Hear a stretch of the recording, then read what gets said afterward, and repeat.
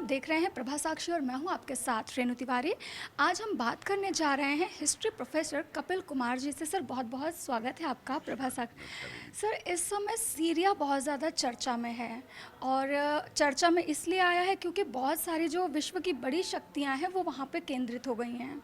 और आखिर सीरिया में ही क्यों केंद्रित हुई हैं, तो थोड़ा सा इसकी पृष्ठभूमि आप क्लियर करेंगे सर सीरिया की? देखिए, एक तो उसकी जो सामरिक महत्ता है इस समय जी और जिस प्रकार का अब तो खुला युद्ध चल रहा है, अब मैं जी। उसको शीत युद्ध भी नहीं कहूँगा। जी अब तो रूस अमेरिका इन इंटरेस्ट को लेके जी जो खुला युद्ध चल रहा है और हर किसी की अपनी अपनी महत्वाकांक्षा है सीरिया को लेके। जी मतलब सीरिया में कोई शांति नहीं है। आप जी। पिछले 50 साल का इतिहास उठा के देख लीजिए। जी।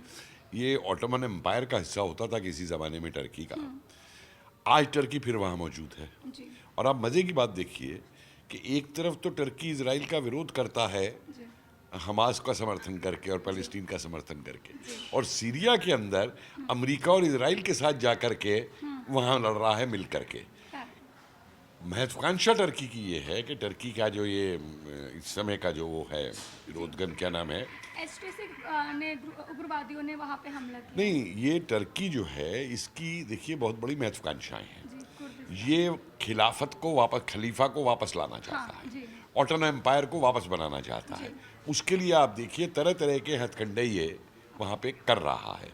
और जितने भी अलकायदा है, आईएसआईएस है, इन सबको वहाँ शरण दे रहा है। ये सारी शक्तियाँ कहती है हम आतंकवाद के विरोधी हैं, और वहाँ जो विद्रोही और वो सब चल रहा है वहाँ आईएसआईएस का ही समर्थन कर रहे हैं, क्योंकि दूसरी तरफ रूस है। तो झगड़े और लेवल के हैं। फिर एक और चीज़ देखिए आप, मैं जिस दिन से ये यूक्रेन युद्ध भी शुरू हुआ था, मैंने बार बार एक बात कही थी कि हर चौथे दिन एक नया फ्रंट खुलेगा।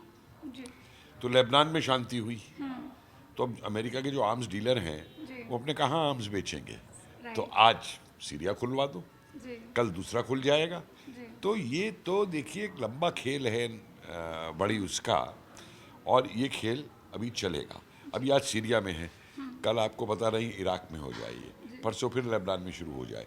और सारा ये जो सीरिया की ऑयल और जो सामरिक उसकी महत्ता है जी आपस में इस तेल के काबू करने के झगड़े के अंदर, उस वजह से नष्ट होगा।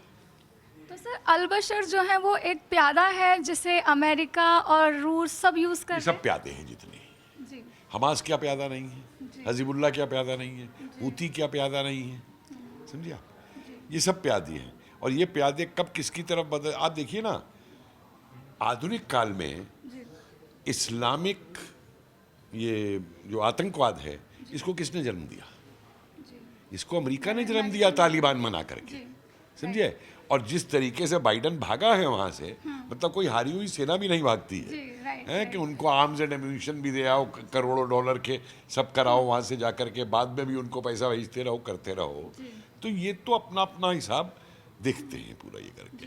लेकिन सबसे बड़ा जो इस समय जो आतंक है दुनिया के सामने, अगर आप अल कायदा के नक्शे को उठा के देखें कि जो वेस्ट एशिया से लेकर के, और उसमें सीरिया वीरिया सब आते हैं, जी वहाँ से लेके और इंडोनेशिया तक एक हरा रंग बना दिया है उन्होंने कि ये इस्लामिक स्टेट होगी। यस उसमें 6 देश बचते हैं इधर सिर्फ, भारत बचता है, नेपाल बचता है, भूटान बचता है, श्रीलंका बचता है, थाईलैंड बचता है, म्यांमार बचता है। बाकी वो कर चुके हैं जी और वो और भी करेंगे। और ये इतना एक बड़ा आतंकवाद है इस्लामिक कट्टरता का कि जो केवल सीरिया, लेबनान और वहाँ तक सीमित नहीं है। ये जो छोटे छोटे रियासतें हैं मिडल ईस्ट के अंदर, कि दुबई हुई, कतार हुआ, ओमान हुआ, ये वहाँ के शेखों के लिए भी है, क्योंकि वहाँ के शेखों को निपटा करके ये वहाँ भी मुल्ला राज, कठमुल्ला राज चाहते हैं अपना पूरा शरीयत वाला पूरा लेकर के। तो इन घटनाओं को मैं जो है, जो सीरिया में हो रहा है या जो लेबनान में हो रहा है, मैं केवल उस छोटे से इलाके के परिप्रेक्ष्य में ना देख करके मैं इनको एक बहुत बड़े परिप्रेक्ष्य में देखना चाहूँगा कि पूरे विश्व की राजनीति, पूरे विश्व के अंदर जो स्थिति है उसके अंदर इसकी क्या महत्ता है, या क्यों ये युद्ध लड़ा जा रहा है सीरिया के अंदर। सर जैसा कि आपने अभी अमेरिका का नाम लिया, तो सर इस समय अभी हाल फिलहाल में जब ट्रंप ने बोला कि हम यूक्रेन युद्ध को शांत कर देंगे, उसने ये स्टेटमेंट जारी की थी उन्होंने, और उसके कुछ घंटों बाद ही बाइडेन ने एक निर्णय ले लिया कि वो लॉन्ग मिसाइल जो है, बैलिस्टिक मिसाइल, वो उसको देंगे यूक्रेन को। नहीं, वही नहीं, उसमें ये भी हो रहा है कि उनको एटम बम वापस किए जाएं। जी, तो डीप अभी स्टेट तक, कह रहा है। हाँ, अभी तक नहीं, देखिए, ऐसा है कि यूक्रेन का युद्ध तो 2 दिन में खत्म हो जाता। जब नाटो ने मना कर दिया कि हम यूक्रेन को नाटो में नहीं लेंगे, जी, रूस का विरोध केवल उस पर ही था। और क्यों नहीं हो? क्योंकि कौन अपने देश का इंटरेस्ट नहीं बचाएगा कि नाटो वहाँ आके बैठ जाए, यूक्रेन में अमेरिका आके बैठ जाए, और सब कुछ कर रहे थे, सारे नोन फैक्ट्स हैं। लेकिन उस दिन भी मैंने तब एक बात कही थी, बड़ी इंटरेस्टिंग, जब इस पे चर्चा हुई एक चैनल पे, तो मैंने 2 लाइन बनाई थी। जी, बताइए। मैंने कहा, अमेरिका कह रहा है यूक्रेन से कि चढ़ जा बेटा सूली पर, भला करेगी नाटो, और रूस को कह रहा है आए जब तक नाटो, इनको काटो काटो। जो साबित हुई, ये मैंने तब कही थी जब ये दूसरे दिन युद्ध का था, तब ये मैंने बात कही थी। क्योंकि अमेरिका ने तमाम अपना, देखिए, वो जो शस्त्र हैं उसका पैसा बनाया दबा करके, यूरोप की इकोनॉमी डाउन कर दी, जो खतरा इनको यूरो से हो रहा था। और अब जब वहाँ पे युद्ध खत्म होगा और रिकंस्ट्रक्शन की बात होगी, तो फिर इनकी कंपनियां वहाँ पहुँच जाएंगी डॉलर कमाने के लिए पूरे उसको।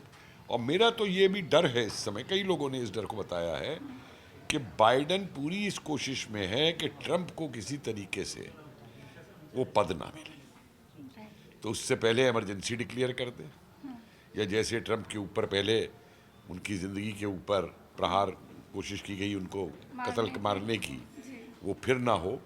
ये बहुत ही, मतलब जिसे आप कहेंगे कि अति बेशरम राजनीति शब्द भी कहना, इसके लिए मुझे शर्म आती है कहती है।